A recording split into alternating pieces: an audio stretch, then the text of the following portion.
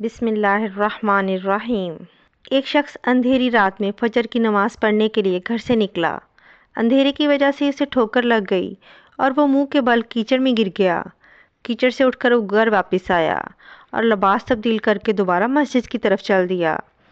ابھی چند قدم ہی چلا تھا کہ دوبارہ اسے ٹھوکر لگی اور وہ دوبارہ کیچڑ میں گر گیا۔ کیچڑ سے اٹھ کر وہ پھر دوبارہ اپنے گھر گیا، لباس بدلا اور مسجد جانے کے لیے دوبارہ گھر سے نکلا۔ جیسے ہی وہ اپنے گھر سے باہر نکلا تو اس کے دروازے پر اسے ایک شخص ملا جو اپنے ہاتھ میں روشن چراغ تھامے ہوئے تھا۔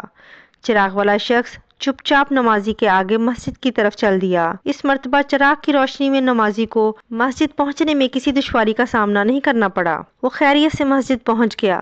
مسجد کے دروازے پر پہنچ کر چراغ والا شخص رک گیا۔ نمازی اسے چھوڑ کر مسجد میں داخل ہو گیا اور نماز ادا کرنے لگا۔ نماز سے فارغ ہو کر وہ مسجد کے باہر آیا تو وہ چراغ والا شخص اس کا انتظار کر رہا تھا تاکہ اس نمازی کو چراغ کی روشنی میں گھر چھوڑ آئے۔ جب نمازی گھر پہنچ گیا تو نمازی نے اجنبی شخص سے پوچھا، آپ کون ہیں؟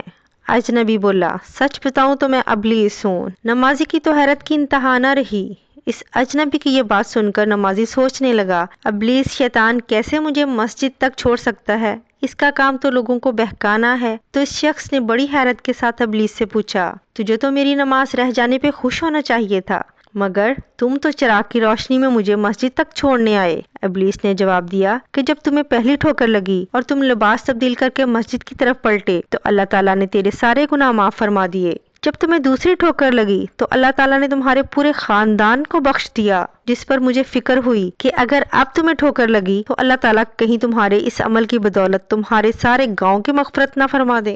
اس لیے میں چراغ لے کر آیا ہوں کہ تم بغیر گرے مسجد تک پہنچ جاؤ۔ اس شخص نے جیسے ہی یہ بات سنی تو اس نے اللہ تعالیٰ کی بارگاہ میں اپنا سر جھکا دیا، اللہ تعالیٰ کا شکر ادا کیا۔ تو دوستو، یہ ہے ہمارے رب کی شان۔ سبحان اللہ۔ اللہ تعالیٰ میرا اور آپ کا، ہم سب کا حامی و ناصر ہو۔